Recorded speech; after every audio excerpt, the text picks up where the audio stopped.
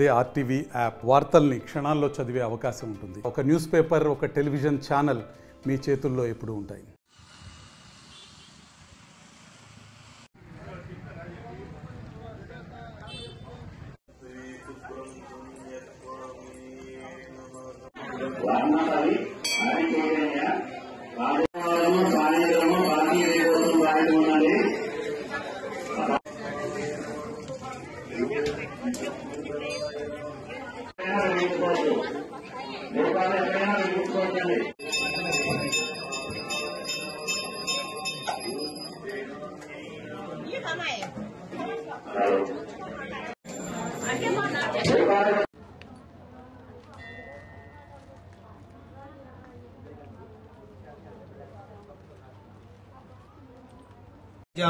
దక్షిణామూర్తయే నమః.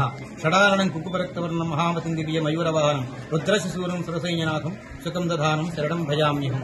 ఈ యొక్క పుట్ట అనేది మన సత్యానాచార్య గారు చెప్పినట్టుగా ఆరామక్షేత్రంగా ఉండి వీడుగా ఉండి ఏదో వెనకెప్పుడో వచ్చి వరకు పాలు పోసిపోయేవాళ్లు.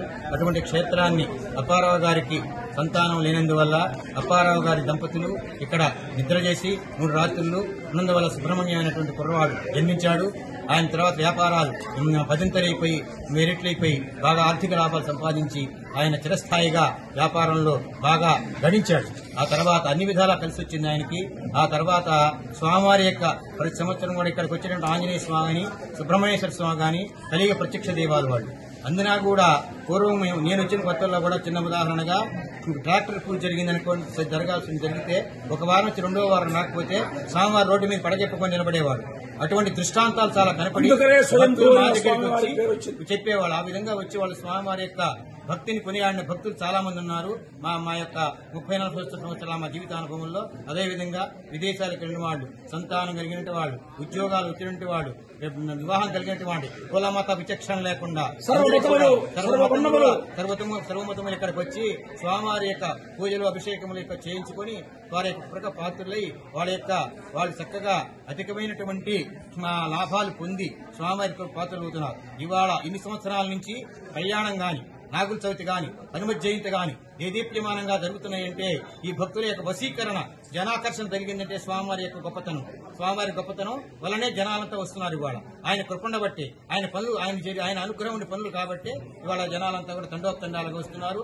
ఇక్కడ చక్కగా ప్రతి ఆదివారం కూడా ప్రసాద వినియోగం జరుగుతున్నది, అన్నదానం జరుగుతున్నది. అదేవిధంగా జనాలు పనులేని ప్రతి వాళ్ళు కూడా స్వామివారికి అధికమైన విరాళాలు ఇచ్చి స్వామివారి యొక్క క్షేత్రానికి తోడ్పడి తోడ్పడుతున్నారు ఇప్పటికి కూడాను.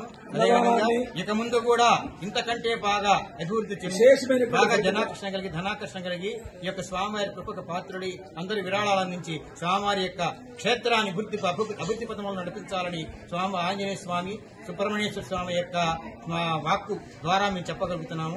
రాజు సామాన్యులు చెప్పలేరు. జీవిత అనుభవాలు చాలా మంది కారణం. తెలుగులో ఫాస్టెస్ట్ న్యూస్ ఇప్పుడు కొత్త అవతారంలో 5 సెకండ్లోనే పూర్తి వార్తా సమాచారం మీ చేతిలో. సోషల్ మీడియా ట్రెండ్స్ మీ కళ్ళ ముందుకే live TV and voice search options తో ఇప్పుడే డౌన్లోడ్ చేయండి. యాప్ లింక్ డిస్క్రిప్షన్ లో ఉంది.